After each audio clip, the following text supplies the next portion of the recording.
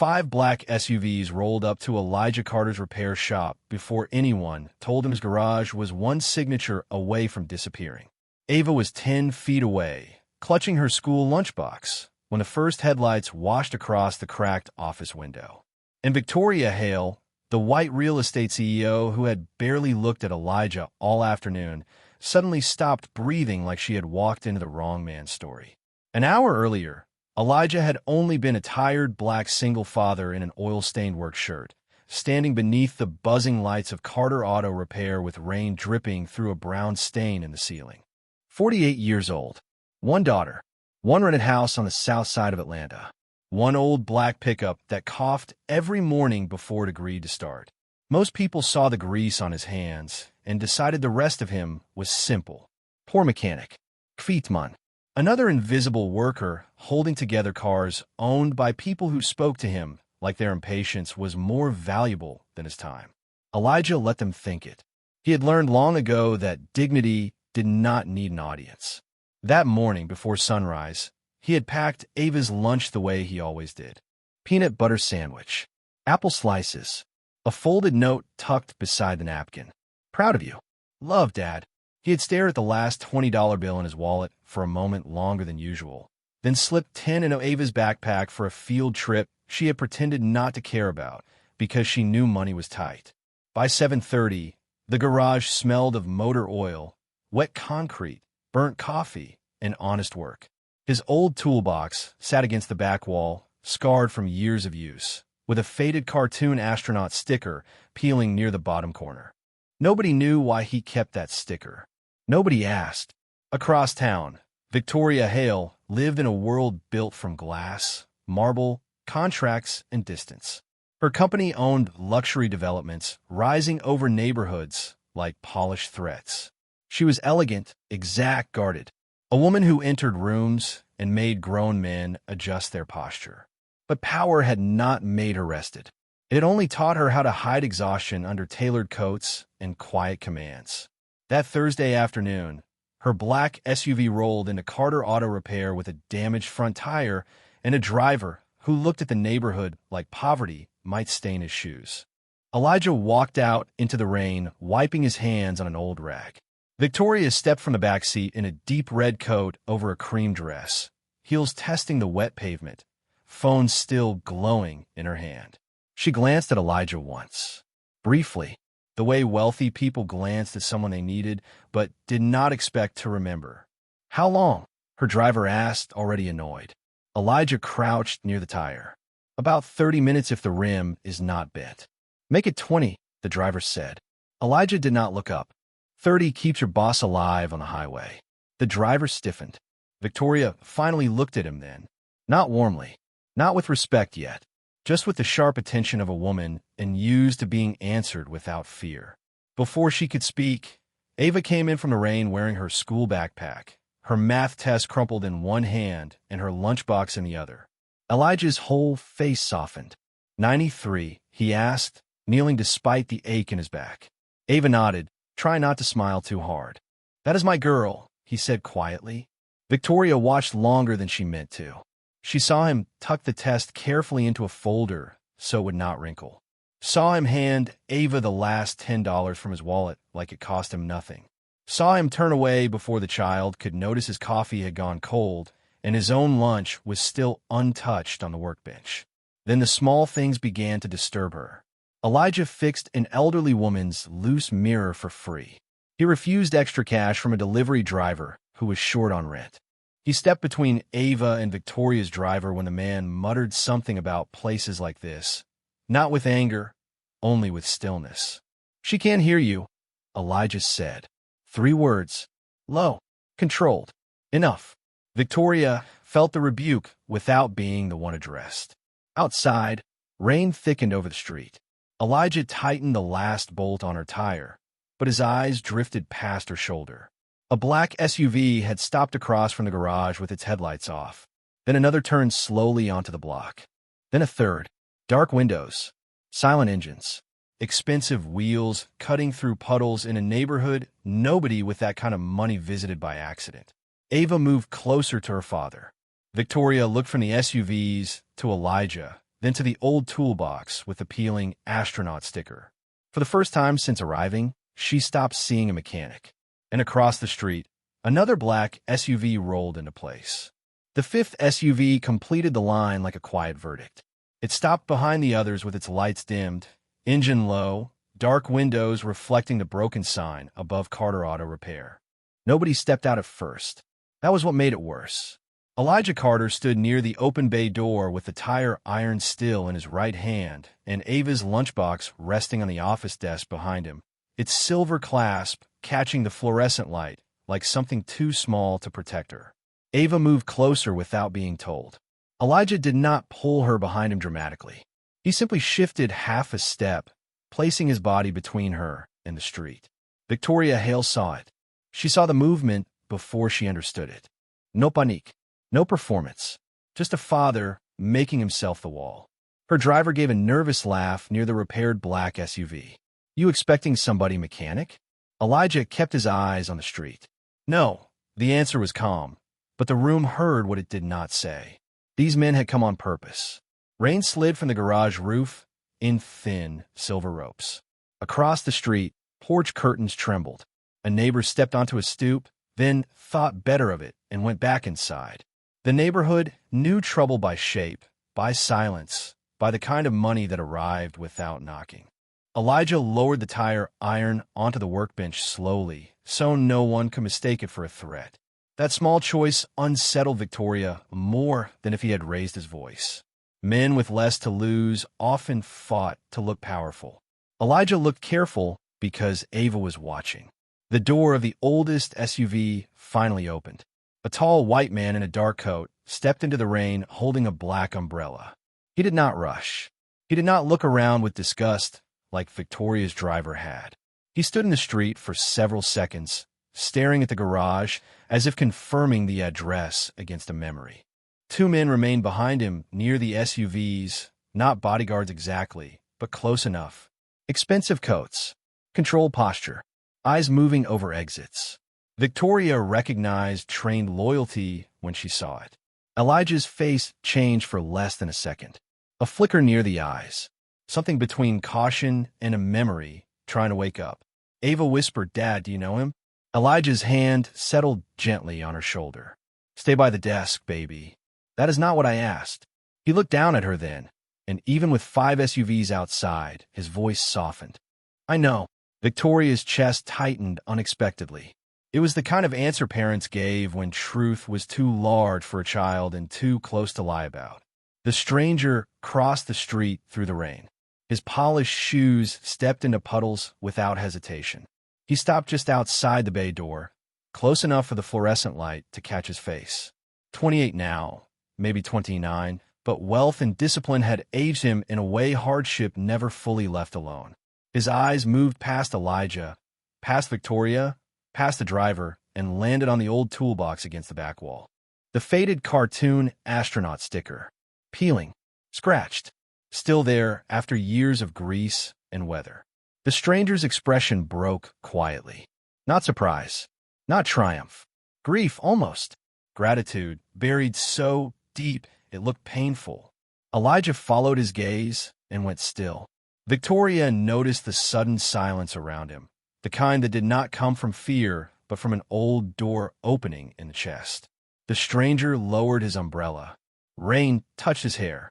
His voice came out low, careful, almost younger than his face. "You still kept it."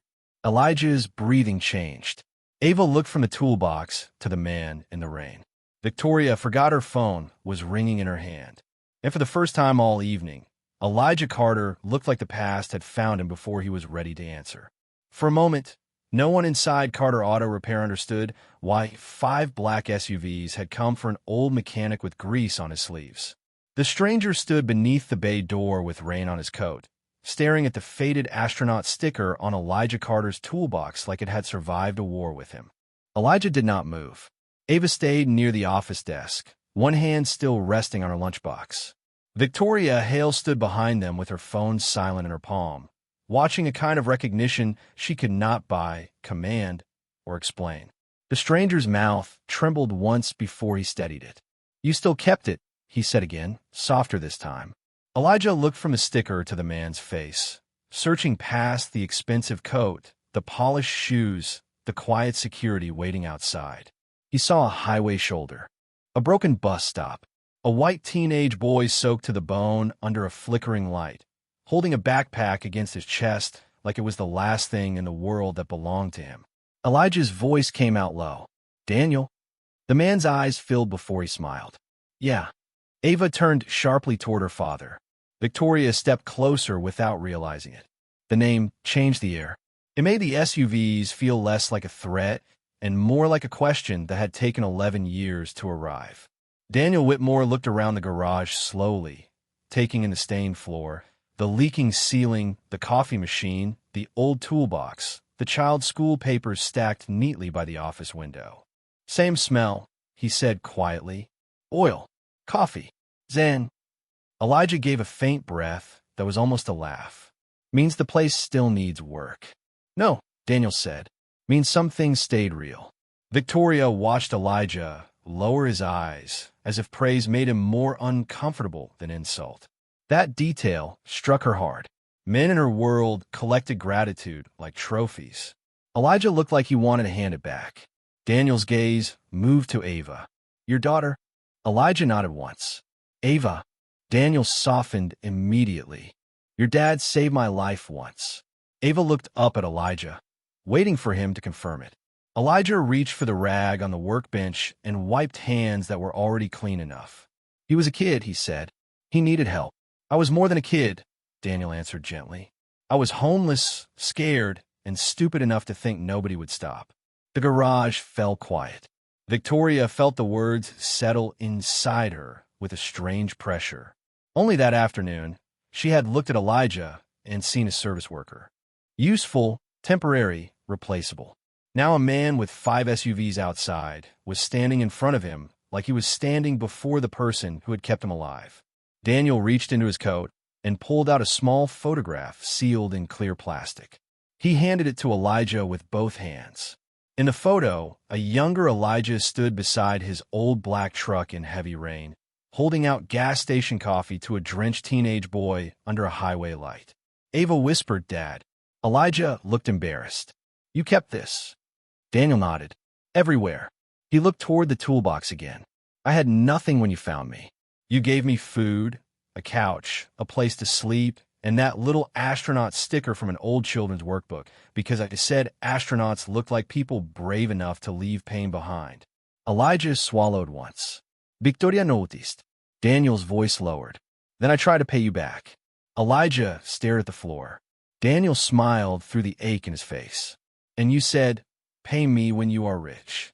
The words landed harder than thunder. "Pay me when you are rich." Ava stared at her father as if a secret door had opened inside him. Victoria Hale did not move.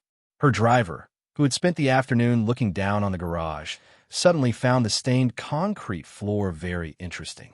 Elijah Carter only rubbed the back of his neck and looked toward the rain, uncomfortable beneath a gratitude he had never asked to receive. "You were 17, he said quietly. "You were hungry. That was all." Daniel Whitmore shook his head. "No, Ilaiche. That was not all." He stepped farther into the garage, lowering the folded photograph onto the workbench beside the old toolbox. The faded astronaut sticker looked childish under the fluorescent lights, but Daniel touched its edge with the care of a man touching a grave marker. "You let me sleep on your couch for 19 days, he said. "You gave me your winter coat the second night because I would not stop shaking. You made pancakes shaped like terrible footballs because you said children and scared people both needed breakfast before advice." Ava blinked. "He still makes those." Elijah gave her a warning look, but it was too soft to matter. For the first time all evening, Daniel smiled like a boy again. Then the smile faded. "I stole from you once." The room tightened. Victoria's eyes sharpened. Elijah did not. "You were scared. I took cash from the coffee can." $7, Elijah said. "6, Daniel corrected. "I came back the next morning to confess." Elijah nodded slowly. "And I made you scrub the shop bathroom." Ava turned toward him. "Dad, consequences matter," Elijah said gently. "So it is not throwing people away." Victoria felt those words strike somewhere deeper than she expected. In her world, mistakes became leverage. Weakness became liability. Elijah had taken a runaway boy who stole from him and given him a toilet brush, breakfast, and another night indoors. Daniel looked at Victoria for the first time, as if he knew she needed to hear this part. He never called the police, never asked who my family was, never asked what I could do for him later. Elijah's voice lowered. A man should not need a resume to be treated human. Silence followed. Not empty silence. Full silence. Ava moved closer to her father, pride and confusion mixing across her face. Victoria watched Elijah reach for the chipped coffee mug automatically and pour Daniel a cup from the old machine. The coffee was probably burnt. Daniel accepted it with both hands like communion. "Best coffee I ever had," he said. Elijah almost smiled. "You got rich and lost your taste."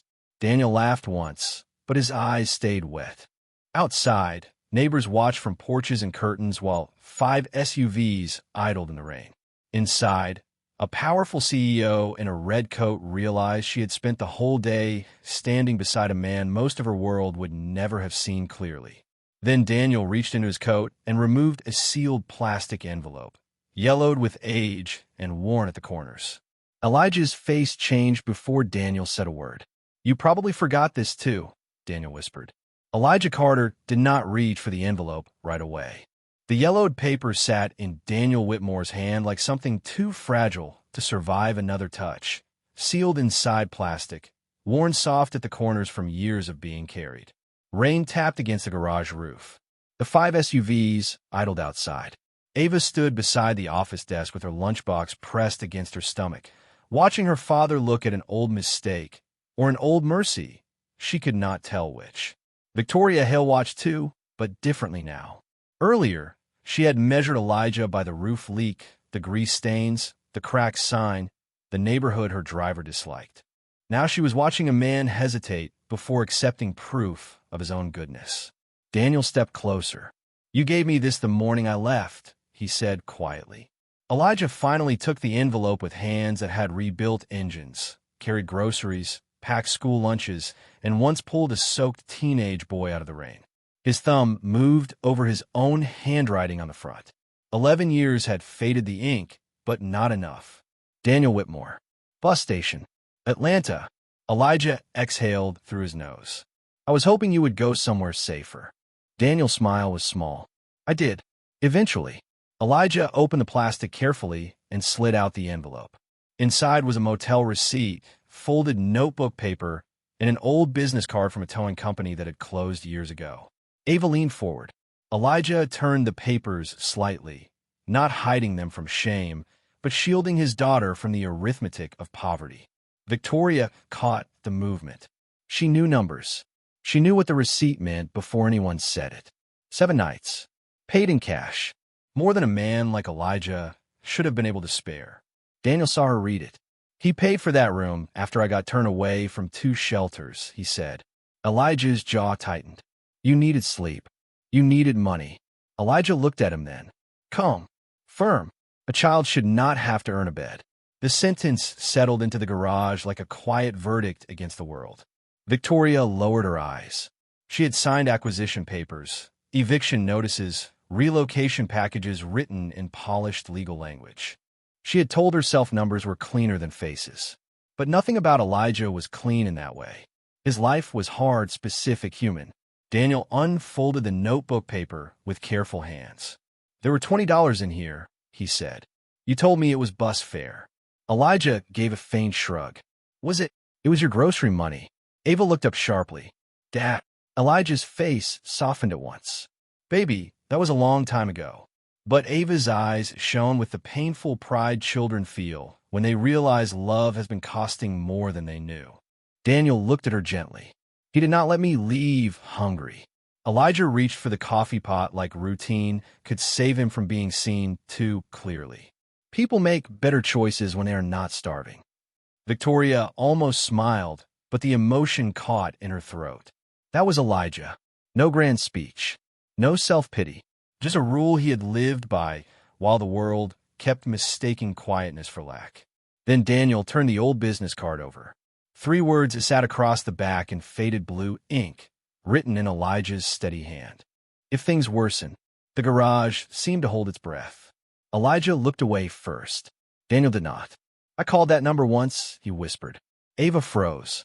Victoria lifted her eyes, and Elijah's hand tightened around the empty coffee mug like he already remembered the night Daniel was about to describe.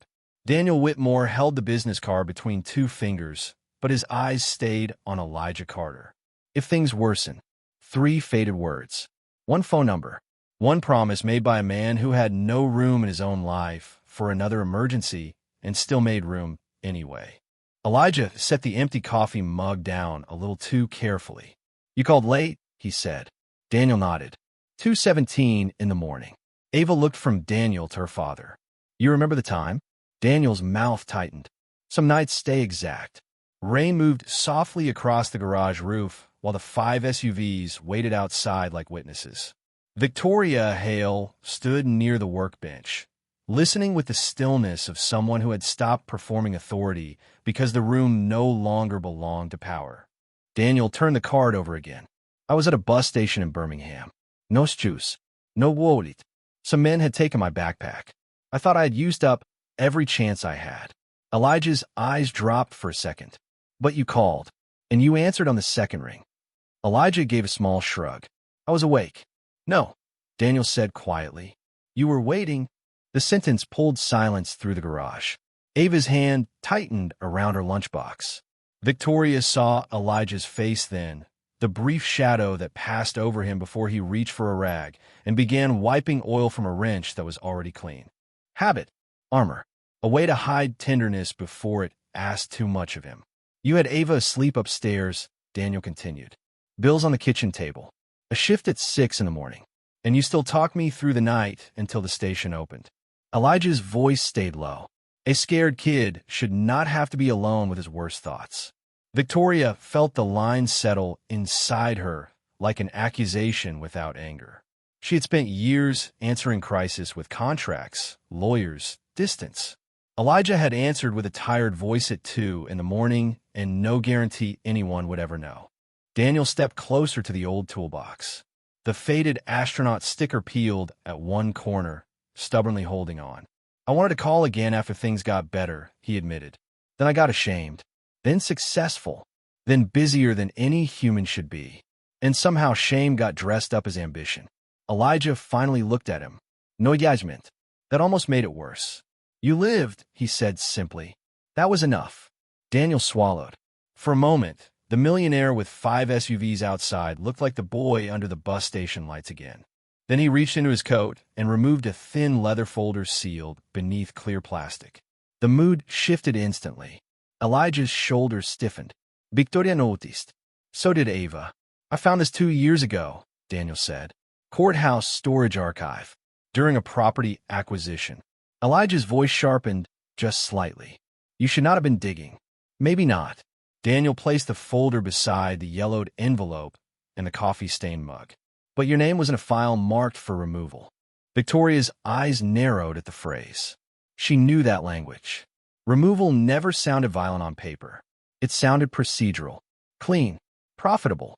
Daniel turned the folder slowly, so the first page faced Elijah beneath the fluorescent light. Kata Auto Repair. Past due final notice. Ava whispered that. Elijah did not answer. He only stared at the page, suddenly looking less like a man surprised by danger and more like a man who had been carrying it alone for years. Elijah Carter kept his eyes on the page, but his first move was not toward Daniel or Victoria or even the folder. It was toward Ava. He turned the document slightly away from her, gentle enough not to frighten her, firm enough to protect what little childhood the world had not already tried to tax. Ava noticed anyway. Children always did. Dad, she whispered, is that about the garage? Rain struck the roof harder, filling the silence before Elijah could answer. The words on the page were ugly in the clean way legal documents could be ugly. Past due final notice. Property lien. Acquisition review. Removal schedule. Victoria Hale stepped closer, and for the first time all night, her face lost its polished calm. She knew this language. She had built parts of her empire with it. Blocks became parcels. Families became occupants. Old businesses became underperforming assets. Men like Elijah became signatures on pages no one read out loud. Elijah folded the first page back into the folder. "It is handled," he told Ava. But Daniel shook his head. "No, it was hidden." Elijah looked at him then, quiet warning in his eyes. Not anger. Boundary. A child does not need every burden her father carries. Ava's lips pressed together, but she stayed silent. Victoria felt the sentence move through her like something almost shameful. She had mistaken Elijah's quiet life for smallness. Now she was seeing what quiet had really been. Containment. Sacrifice. A father swallowing fear before it reached his daughter. Daniel opened the folder again and spread the pages across the workbench beside the old envelope, the business card, and the toolbox with the peeling astronaut sticker.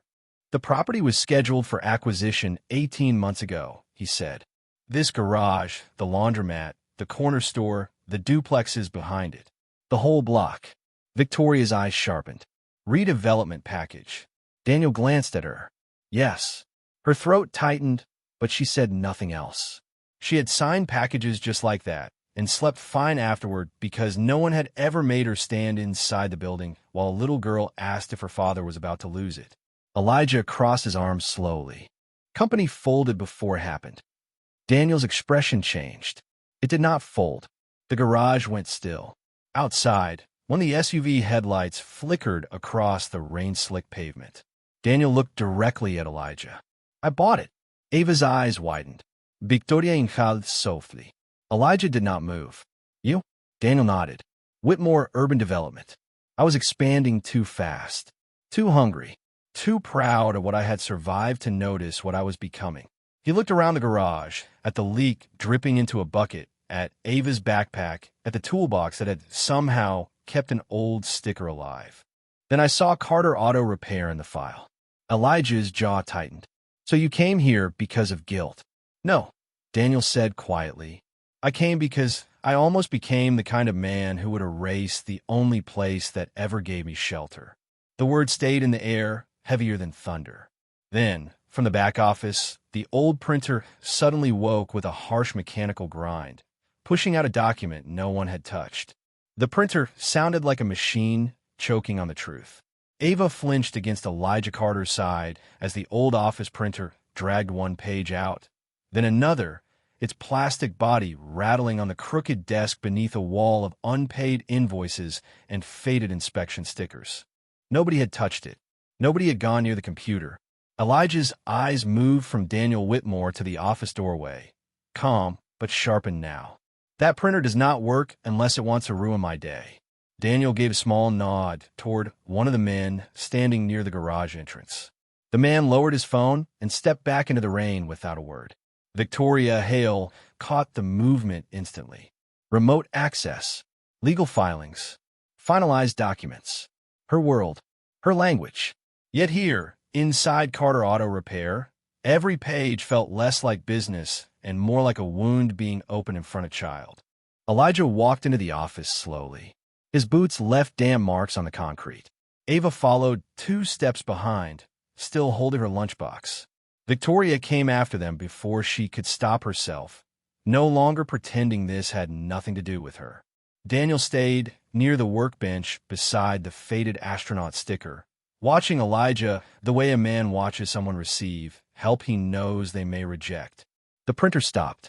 Elijah lifted the warm pages from the tray and read the first line. His face barely changed, but the silence did. Victoria saw the words over his shoulder. Property lien removed. Mortgage balance cleared. Acquisition hold canceled. Final protection order filed. Her breath caught. Daniel had not simply stopped a deal. He had reached into the machinery that had been crushing Elijah for years and taken its hand off his throat. Ava looked up. "Dad." Elijah turned the pages face down before she could read more. "It is paperwork, baby. Good paperwork." He looked at Daniel then, and the weight in his eyes was not relief. It was caution. Gratitude could feel dangerous to a man who had survived by never owing anyone. "Daniel," he said quietly, "you should not have done this." Daniel stepped into the office light. You told me once that survival gets easier when somebody gives you breathing room. Elijah's jaw tightened. I was talking to a scared kid. I was listening as a man who stayed alive because of it. Victoria folded her arms slowly, but this time was not armor. It was self-restraint. She wanted to speak, maybe to offer help, maybe to explain that she understood the documents, maybe to wash some of the guilt from her own profession. But she stayed silent. This was not her moment to occupy. Elijah set the pages beside Ava's math test, the contrast almost unbearable. A child's 93, a father's hidden debt, a garage saved by a promise made in the rain 11 years ago. I did not help you for this, Elijah said. Daniel's voice softened. I know. That is why I can finally do it. Ava looked between them. Does this mean they cannot take the garage? Elijah knelt in front of her, slow from the ache in his back, gentle with his hands. We were okay before any papers said so. Victoria looked away because he meant it. Poor, tired, threatened, unseen, and still he refused to teach his daughter that safety began with money. Then one of Daniel's men stepped inside, carrying a small sealed package protected from the rain. He placed it on the workbench beside the old envelope and the toolbox. Elijah stood slowly. His expression changed the moment he saw its shape. Daniel touched the package with care. There is one more thing I have carried for 11 years. The sealed package sat on the workbench like a small coffin for an old sacrifice. Rain softened outside Carter Auto Repair, but inside, the room had gone still again. Elijah Carter did not touch it.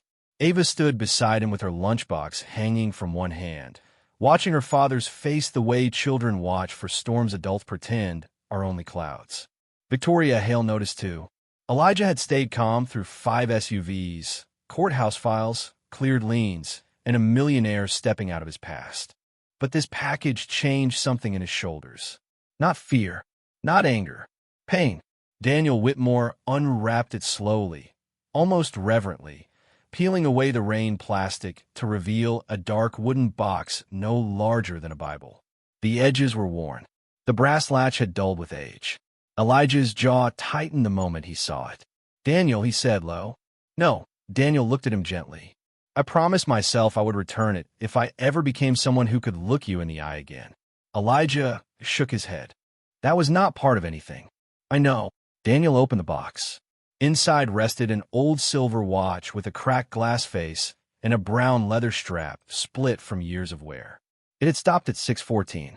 It looked ordinary to anyone who did not understand inheritance. Ava leaned closer. Is it broken? Elijah did not answer at first. His rough fingers hovered over the watch, then finally lifted it like it weighed more than metal. It stopped working a long time ago, he said quietly. Victoria watched his thumb move across the cracked face. The gesture was too tender to be casual. Your father's? She asked before she could stop herself. Elijah glanced at her, surprised by the softness in her voice. Then he nodded. He wore it every day at the factory. Ava's eyes widened. Grandpa's watch. Elijah swallowed once. Yes. Daniel's voice came quietly from across the workbench.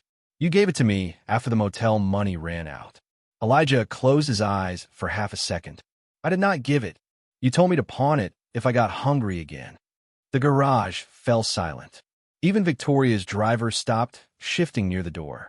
Ava looked at her father with a hurt she did not know where to place. You gave away Grandpa's watch. Elijah looked down at her immediately, calm and careful.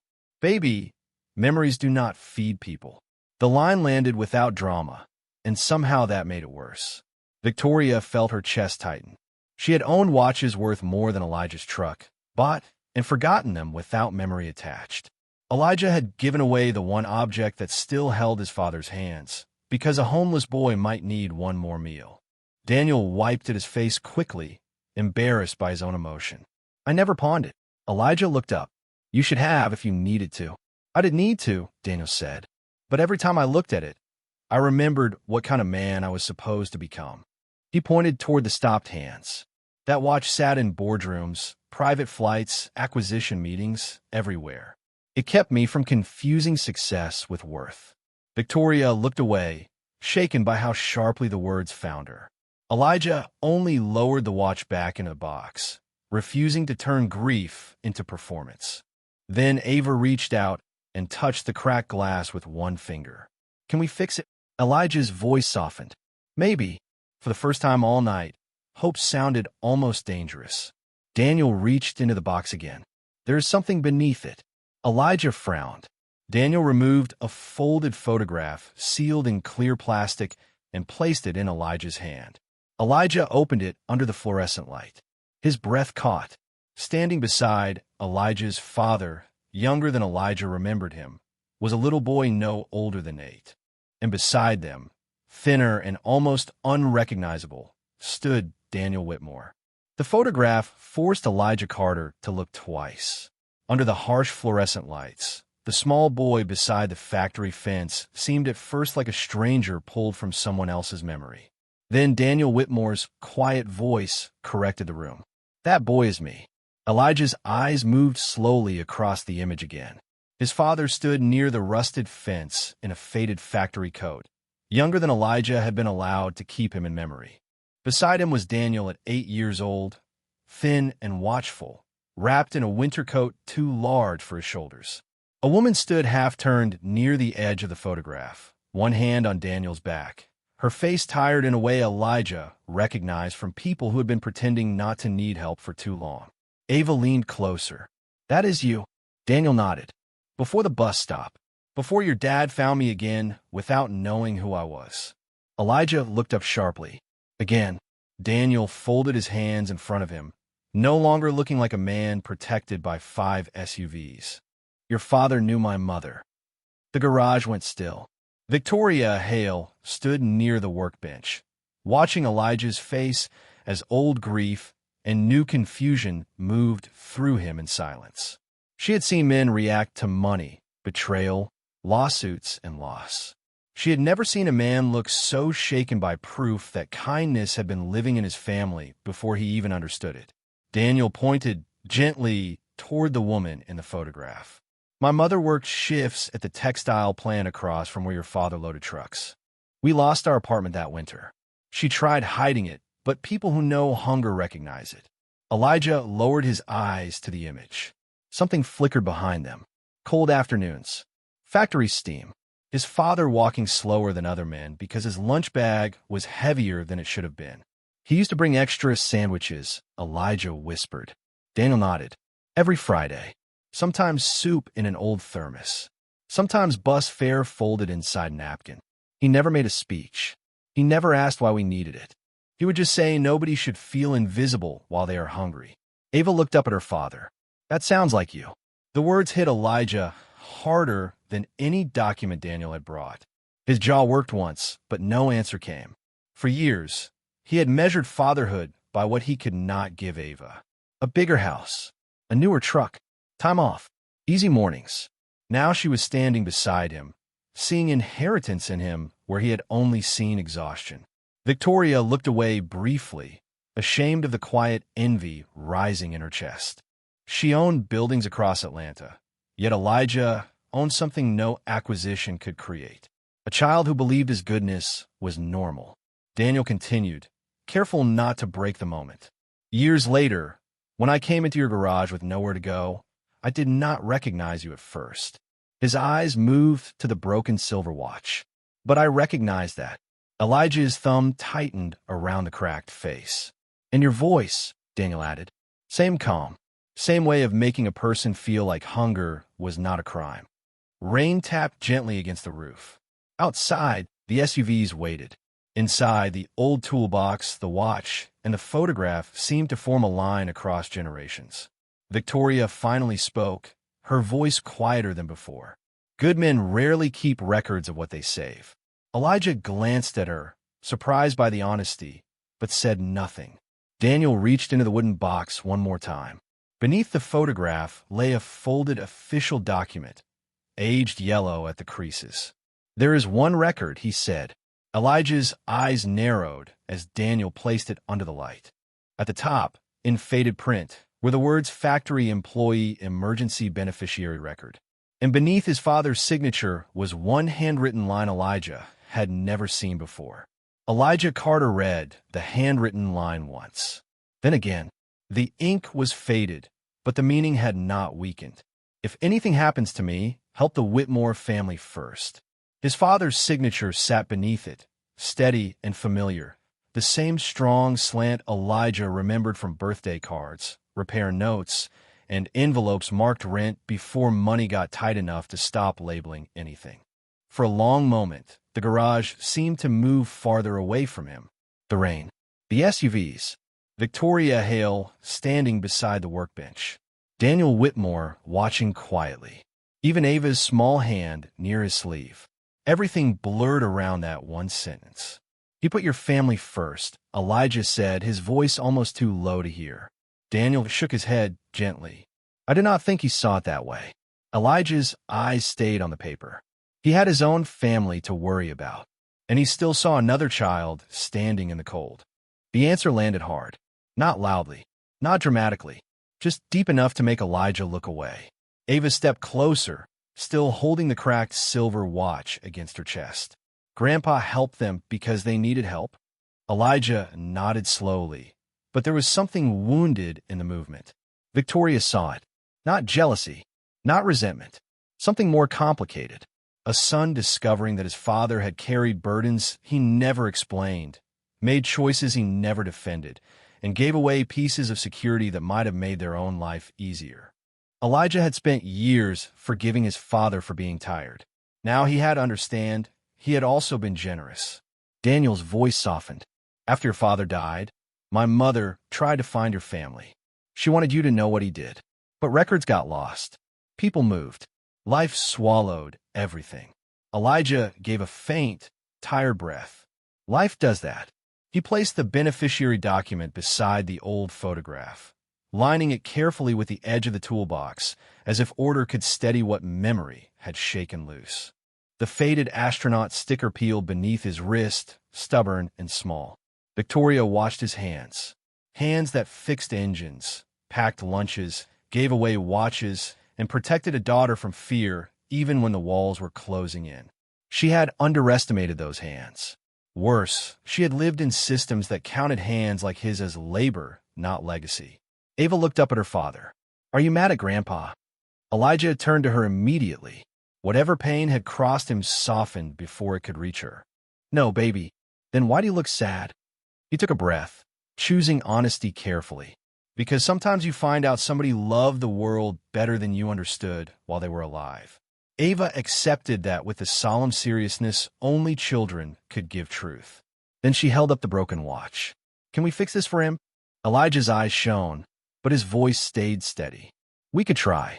Victoria looked away, blinking once, because in that small answer she heard the whole man. Not revenge, not bitterness. Repair.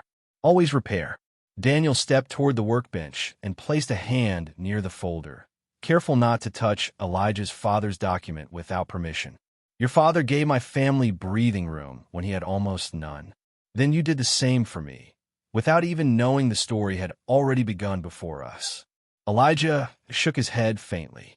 Daniel, you do not owe a dead man or a tired mechanic your whole life. No, Daniel said, but I do owe the truth a proper home. He reached inside his coat and removed a new set of papers clipped beneath a leather cover. Victoria recognized the formatting before Elijah did. Corporate letterhead, transfer language, legal permanence.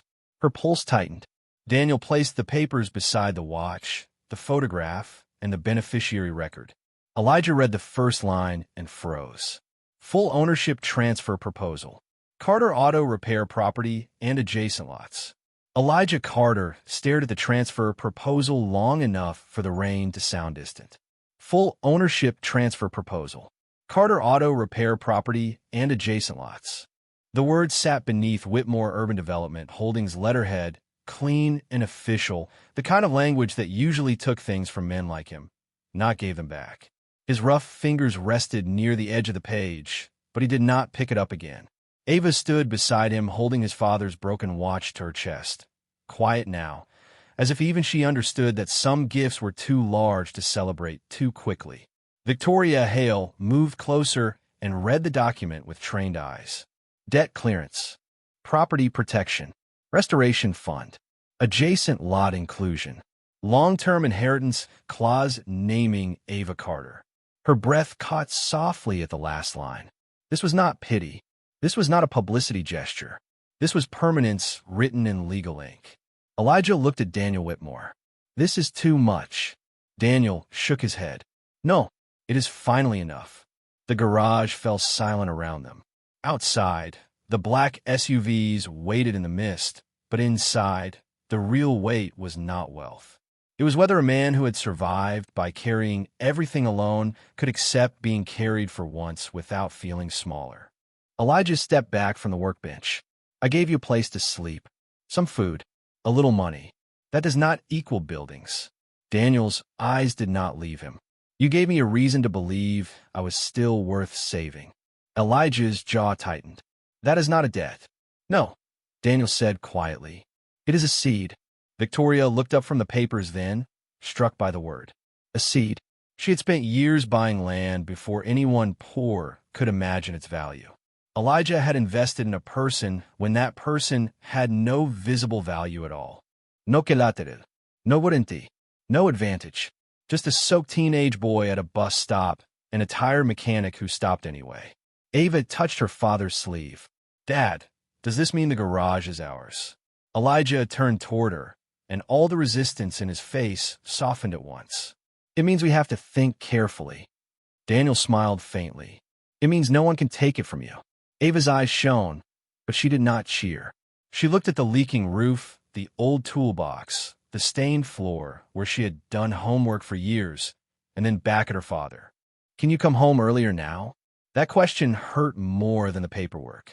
Elijah looked down at her, and for the first time all night, he had no quick answer strong enough to hide behind. Victoria saw it. So did Daniel. The true cost had never just been money. It had been missed dinners, tired mornings, school events half attended, childhood measured between repairs and overdue notices. Daniel spoke gently. There is one condition. Elijah's eyes narrowed. Condition? You stop carrying this place alone. He tapped the document once. Hire help. Fix the roof properly. Let Ava see you rest before she grows up thinking love always looks exhausted. Ava whispered, I like that condition. Victoria almost smiled, but emotion stopped it halfway. Elijah looked at her then, and she met his eyes without the old distance. He is right, she said softly. A legacy should not have to bleed to prove it is real. Elijah looked uncomfortable with the praise, but he did not reject it. He only lowered his eyes to the watch in Ava's hands. The photograph of his father, the beneficiary record, and the transfer papers lined together on the workbench like a family history finally telling the truth. Daniel reached into his coat one final time and placed a small brass key beside the proposal. It landed with a quiet sound that made everyone look down. Elijah frowned. What is that? Daniel's answer was calm, but it changed the room again. The building next door. The brass key looked too small to change a man's future, but everyone inside Carter Auto Repair understood that it already had. Elijah Carter stared at it beneath the fluorescent light while rain softened against the roof, no longer pounding, only whispering. The building next door, a place he had passed every morning for years without imagining it could belong to anything but someone else's dream. Ava leaned against his side, still holding the cracked silver watch like a fragile piece of her grandfather's heart. Victoria Hale stood near the workbench with her red coat folded over one arm, silent now in a way that felt different from before. Not cold, not guarded, listening. Daniel Whitmore pushed the key gently closer. The owner retired 6 months ago, he said. Empty office, 2 service bays, storage and back. Enough room for apprentices. Maybe a real waiting area where Ava does not have to do homework beside oil filters.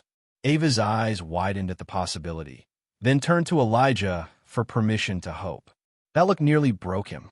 Elijah picked up the key, rolled it once between his fingers, and gave a tired breath that was not quite laughter.